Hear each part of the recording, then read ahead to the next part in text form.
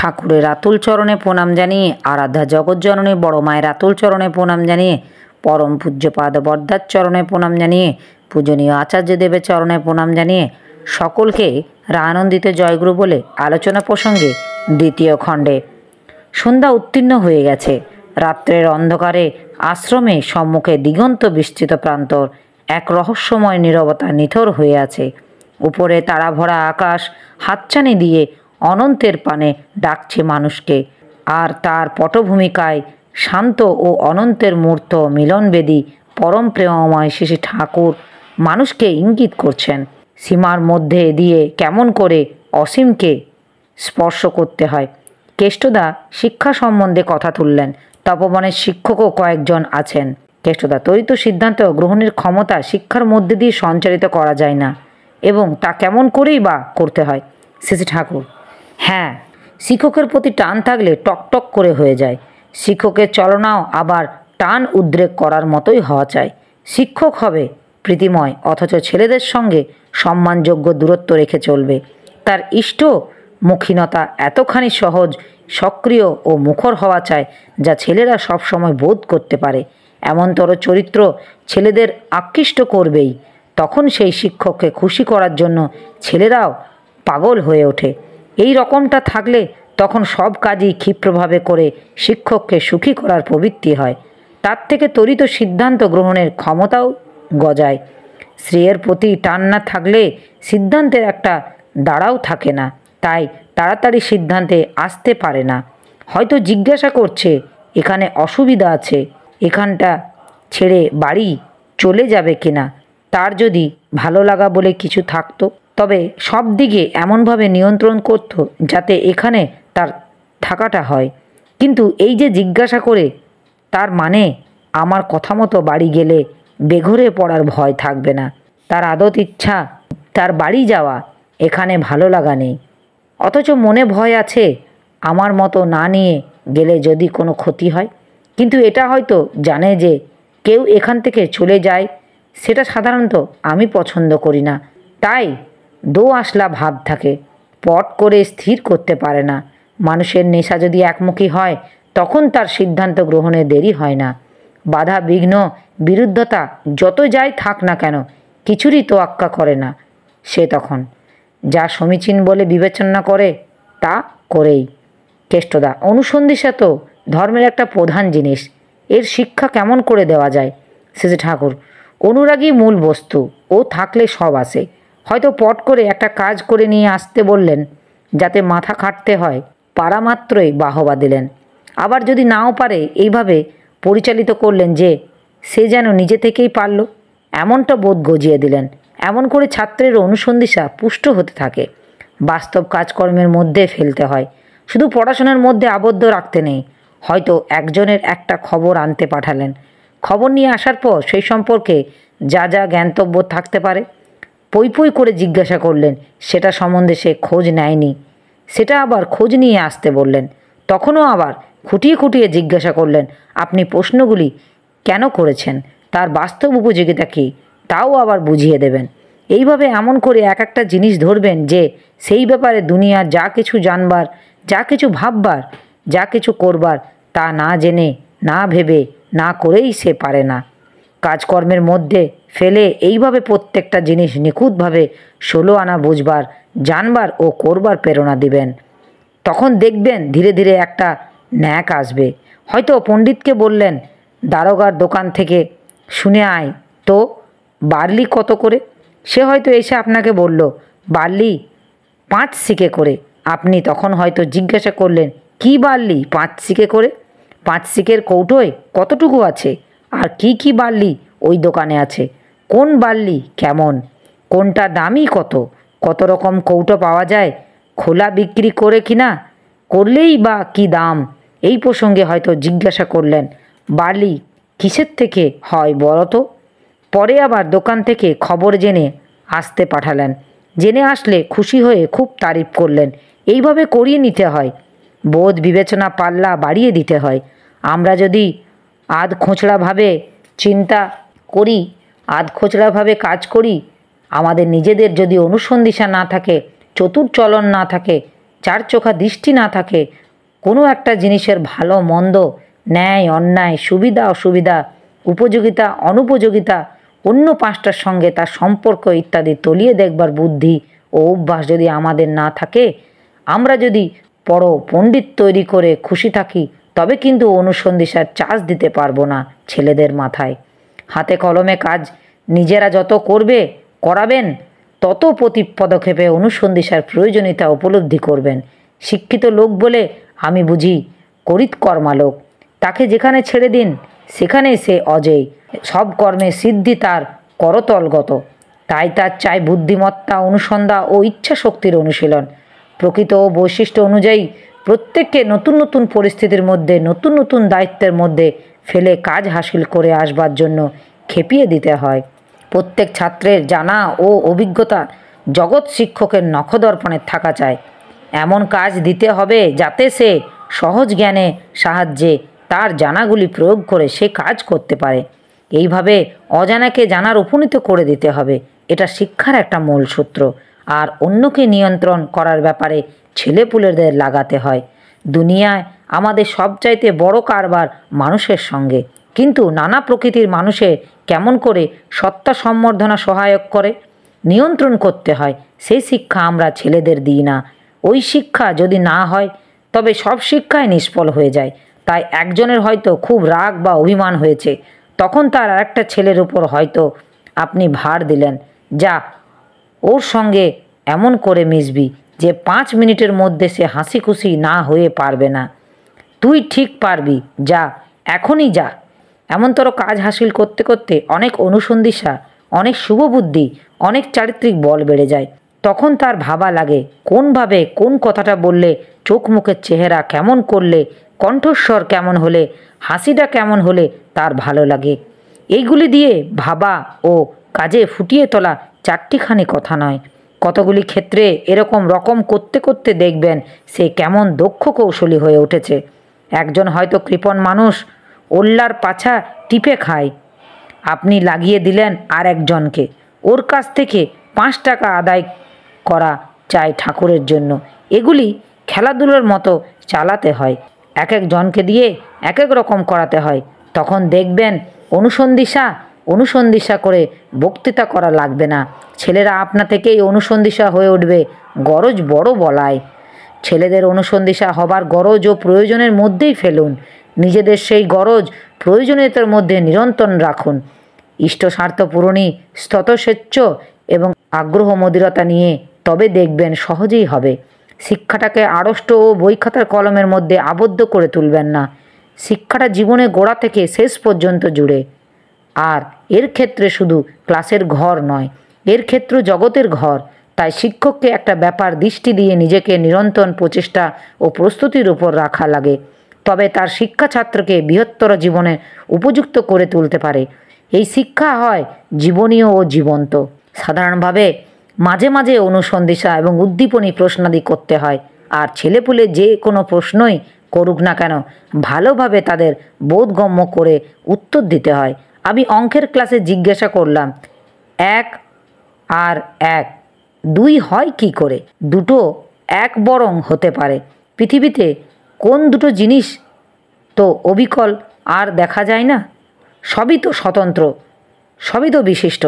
এখন যেভাবে বলছি সেইভাবে অত বুঝিয়ে বলতে পারিনি। যাই হোক, তখনকার মতো যে ভাষা জুটেছিল তা দিয়ে ওই প্রশ্নই করেছিলাম।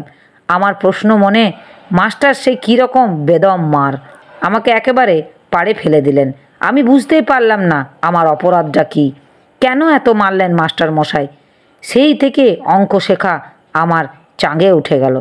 সেই শিক্ষক যেন কোনো ছাত্রের প্রতি বিদ্বেষ ভাবাপন্ন না হয়, কোনো ছাত্রও যেন শিক্ষকের প্রতি বিদ্বেষ ভাবাপন্ন না হয়। ভালোবাসা অনুসন্ধিৎসা উৎসারিত করে দেয়, বিদ্বেষ তাকে খর্ব করে। শিক্ষকের নিজের অনুসন্ধিৎসা প্রবণ হওয়া দরকার, তাহলেই তিনি ছাত্রের বাস্তব অনুসন্ধিৎসা প্রসূত প্রশ্ন অনুধাবন করতে পারবেন। এবং তখন তিনি যদি কোনো প্রশ্নের জবাব দিতে না পারেন, তাহলেও তার সঙ্গে দুর্ব্যবহার করবেন না। তাই শিক্ষক স্বয়ং ছাত্র না হলেও শিক্ষকতার ব্যাপারে তিনি অনুপযুক্ত। কেষ্টদা, অন্তর্দৃষ্টির শিক্ষা তো দরকার। শেষে ঠাকুর, হ্যাঁ, যেমন ধরুন একটা গাছের ডাল ভেঙে আন্দাজ করে বললেন, কতগুলি পাতা আছে বলো তো? সে একটা বলল, ঠিক হলো না। বারবার এমনি করে তখন হয়তো সে ভুল করলেও কাছাকাছি সংখ্যা বলে। এমনি করতে করতেই পরে যেটা ধরেছেন সেটি নির্ভুলভাবে বলেছেন। আমি একটা বললাম, এইভাবে নানা এক ফাঁক করে অন্তর্দৃষ্টির শিক্ষা দিতে হয়, মাথায় ধ্যান রাখতে হয় কেমনভাবে কোন জিনিসটা ঢোকাবো। নানা রকম প্রবৃত্তি ধান্দা থাকলে সে এসব পারে না। কেষ্টদা হিটলারে শিক্ষা সংস্কারের প্রধান জিনিস দেখতে পায় শরীর গঠনের দৃষ্টি। পেশি যদি সবল না হয়, স্নায়ুর সহন ক্ষমতা যদি বেশি না হয়, তাদের দিয়ে কোনো কাজ হওয়াই তো সম্ভব নয়। গুরুতর চাপ পড়লেই এলিয়ে পড়বে। এই বিষয়ে শিক্ষার মধ্যে আমরা কি করতে পারি? সেজ ঠাকুর, ছেলেপুলে কর্মঠ করে তুলতে হবে। খেলাধুলা, ক্ষেত বোনা, কারখানার কাজ, বাজার হাট করা, বিক্রি করা ইত্যাদি নানা কাজের ভিতর দিয়ে 20-50 মাইল হাঁটতে হয়। এমন কাজ দিলে আস্তে আস্তে চাপ দিয়ে সইয়ে নিলেন, আবার শরীর ভেঙে না পড়ে সেই দিকে লক্ষ্য রাখলেন। যে কাজটা করতে 15 মিনিট লাগে 5 মিনিটে তা করে ফেলতে বললেন। এইভাবে তাদের পেশি নিয়ন্ত্রণ করতে হয়। শীঘ্রই সুবিধা সুন্দরভাবে কাজটা যে কাবেজে আনতে পারল তাকে বাহাদুরি দিলেন। বাহাদুরি এমনিভাবেই দেবেন যাতে যারা তা পারল না তারা যেন মুসুড়ে না যায়। সবাইকে আশা দিতে হবে বলবেন, তোরও হবে, তুইও পারবি। এইভাবে করলে এখনই পারতিস, প্রায় হয়ে এসেছিল। গুণ গ্রহণটা বড় জিনিস। গুণ গ্রহণ যথাযথভাবে নিয়ন্ত্রণ হলেই প্রত্যেকটি ছেলেরই বিকাশ লাভ করার সুবিধা। অহং প্রত্যেকেরই আছে, তাই গুণ গ্রহণ দিয়ে উদ্দীপ্ত করতে হয়, কাউকে দমিয়ে দিতে নেই, ওতে খুব ক্ষতি হয়। আর ছেলেরা বাড়িতে কে কি খায় সে সম্বন্ধে খোঁজ নিতে হয়। কম খরচের মধ্যে খাওয়া দাওয়ার ভিতর পুষ্টির দিক দিয়ে আর কি কি জিনিস ব্যবহার করা যায় বাড়িতে মায়েদের শিখিয়ে দিতে হয়। আর ছেলেপুলেরা যাতে সদাচারে অভ্যস্ত হয়, বাড়িতেও সেই স্কুলেও তেমনতর শিক্ষা দিতে হয়। কথা হচ্ছে এমন সময় প্যান্ডেলের ওখানে নাটকের মহড়া উপলক্ষে একজন চড়া সুরে গান ধরেছে। সঙ্গে সুর, তাল, লয় সম্বন্ধিত নানা বাদ্যযন্ত্রের সঙ্গত চলছে। নিস্তব্ধ রজনীতে সঙ্গীতের এই উদ্দাত সুর বড় মধুর লাগছে। শ্রী ঠাকুর উৎকণ্ঠ হয়ে শুনছেন। একটু পরে কেষ্টদার দিকে চেয়ে মধুর রহস্যে বললেন, ওরা বেশ আছে স্ফূর্তিতে। কেষ্টদা হেসে বললেন, হ্যাঁ শ্রী ঠাকুর, আপনাদের পয়সা কড়ি থাক বা না থাক, সুখী আপনাদের মতো কেউ নেই। কেষ্টদা, পয়সা কড়ি মোটেই যখন ছিল না, সবাই মিলে আনন্দবাজারে একবেলা যখন খেতাম তখন মনে হয় সুখ আরও বেশি ছিল। শ্রী ঠাকুর, ঠিক কইছেন। সরোজিনী মা শ্রী ঠাকুরকে তামাক সেজে দিলেন। শ্রী ঠাকুর তামাক খাচ্ছেন আর কথা বলছেন। কেষ্টদা পূর্ব প্রসঙ্গে আবার প্রশ্ন তুললেন, আমরা ছেলেদের কর্মঠ করার পরিবর্তে পরীক্ষায় পাশ করাতে তো ব্যস্ত, আর তারই তারিফ করি বেশি। শ্রী ঠাকুর, যাদের কর্মপ্রবৃত্তি স্নায়ু সক্রিয়, যাদের সংগতি বেশি, তারা পরীক্ষায় পড়া পট করে আয়ত্ত করতে পারে। ওতে বরং তাদের সুবিধাই হয়। সবটার সঙ্গে সবটা জড়িত। প্রত্যেকের ব্যক্তিগত বৈশিষ্ট্য অনুযায়ী এক একজনের এক একভাবে বোধ খোলে। এক একটা মানুষ এক একটা জীবন্ত যন্ত্র, তাকে পরিপূরণ অনুধাবন করা চাই, তবে তাকেই বিকশিত করানো সম্ভব হবে। একজন হয়তো মূলত কারিগরি, সে হয়তো অঙ্ক বোঝে না, কিন্তু কারিগরির দিক দিয়ে সুযোগ দিয়ে তার মাথাটা যদি খুলে দিতে পারেন, তখন হয়তো দেখবেন সেই মাথা নিয়ে অঙ্কও সে ভালো বুঝবে। কেষ্টদা, ছেলেদের মধ্যে ততস্বেচ্ছ দায়িত্ববোধ গজাবে কী করে? শ্রী ঠাকুর, শিক্ষকের স্নায়ু, মস্তিষ্ক, পেশি যদি তেমনভাবে নিয়ন্ত্রণ হয় তবে তা ছাত্রদের মধ্যে সঞ্চারিত হবে। আর পড়ার সব সময় করা খুঁজে বের করতে হবে। প্রত্যেকটা তত্ত্বগত জিনিসকে ছাত্রদের দিয়ে বাস্তব রূপে দেওয়াতেই হবে এবং তার দৈনন্দিন জীবনে প্রয়োজনীয় ব্যাপারে ভিতর দিয়ে সে কপির ক্ষেতের পার আর হাতুড়ির বাটাল নিয়েই পারো। আমার ইচ্ছে আছে শিক্ষকদের কারখানা, কেমিক্যাল, প্রেস, কাঠের কাজ ইত্যাদি সব কাজই শেখাবো। আরও ভাবি নতুন করে সব বিষয়ে বই লেখা, যাতে সহজেই ছেলেরা মূল জিনিসটা ধরতে পারে এবং তার বাস্তব প্রয়োগ শেখে। কত কথা মনে হয়। ভাবি তপবনে একটা নিজস্ব কারখানা থাকবে, সেখানে মূল যন্ত্রপাতি সব থাকবে, লেদ, মিলিং, প্লেনিং, সব কাজ ছেলেদের শেখানো হবে।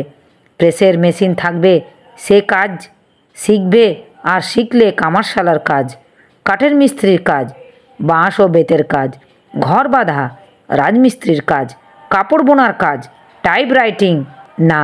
কি? একেবারে চৌকস হয়ে বেরোলো। যে অবস্থায় ফেলে দেবে সেখান থেকেই কেটে বেরোবে। পেটের ভাতের জন্য আর ভাবতে হবে না। তাছাড়া তারা এক একজন নেতৃস্থানীয় হয়ে উঠবে। অর্জনে পটু, সাশ্রয়ী কাজে সুন্দরের সমাপন, এই হবে কাজের মানদণ্ড। আর ক্ষিপ্রতা এত বাড়াতে হবে যে কর্মযন্ত্র এতখানি দক্ষ ও কর্মঠ করে তুলতে হবে যাতে দেখতে না দেখতেই কাজ হয়ে যায়, যেন অলৌকিক ঘটনা। আলো জ্বলুক বলিতে না বলিতে আলো জ্বলিয়া উঠিল। এই ভাব যাকে বলে বিদ্যুৎ বেগে কাজ। শ্রী ঠাকুর এইবার ঈশোদাকে উদ্দেশ্য করে সস্নেহে বললেন, ঈশোদাদার সব গুণ আছে, একটা দিক একটু ঠিক করে নিলে হয়। দ্বন্দ্ববৃত্তিটা ছেড়ে দিতে হয়। প্রথমটা একটু কষ্ট হতে পারে, কিন্তু কদিন কষ্ট, কিছুদিনের কষ্টের পর একেবারে রাস্তা পরিষ্কার।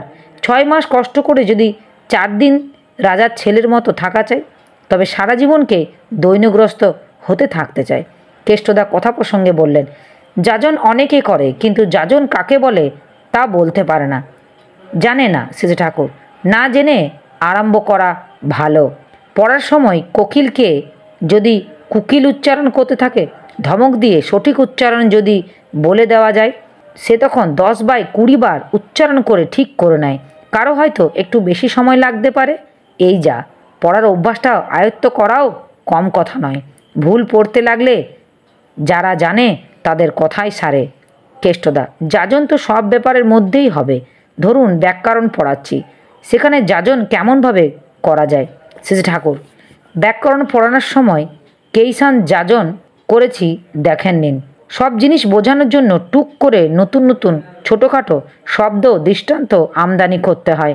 ব্যাকরণ পড়াতে পড়াতে হয়তো ভাষার ব্যাকরণ, জীবনীর ব্যাকরণ এই বলে আরম্ভ করলেন। বাঁচা বাড়ার নীতিকে আদর্শ সার্থকতায় সার্থক করে তোলাই যাজন। যাই করায়, যাই শেখায়, জীবন বৃদ্ধির সঙ্গে জড়িত সম্পর্ক প্রদর্শন করতে হয়। ব্যাকরণই পড়ায় আর যাই পড়াই, সব বিষয়ে ভিতর দিয়ে যদি যাজন না হয়, তবে সে পড়ানো ব্যর্থ। এইবার রাত বেড়ে উঠেছে, শীতের রাত। আসর ভাঙার উপক্রম হচ্ছে। প্রফুল্লর মা প্রফুল্লর সঙ্গে তাসুর এক কোনায় দাঁড়িয়ে অপেক্ষা করছিলেন। তাই লক্ষ্য করে শ্রী ঠাকুর বললেন, মায়ের মতো বস্তু নেই, কত লোক আগে ভাগে চলে গেছে। ওই ছাওয়ালকে সঙ্গে নিয়ে যাবে বলে এই শীতের মধ্যে ঠায় দাঁড়িয়ে আছে। পাশ ফিরে বসে খোঁজ নিলেন, প্যারি কোথায়? সেই ছাওয়ালটা একটি ম্যালেরিয়ার রোগী, খবর তো পেলাম না। বৃদ্ধমা প্যারিদাকে ডাকতে গেলেন। আমার এই আলোচনা প্রসঙ্গে কিছু ভুল ত্রুটি হয়ে থাকলে আপনারা আমায় ক্ষমা করবেন। উপস্থিত দাদা, ভাই, বোন, মায়েদের আমার আনন্দিত জয়গুরু।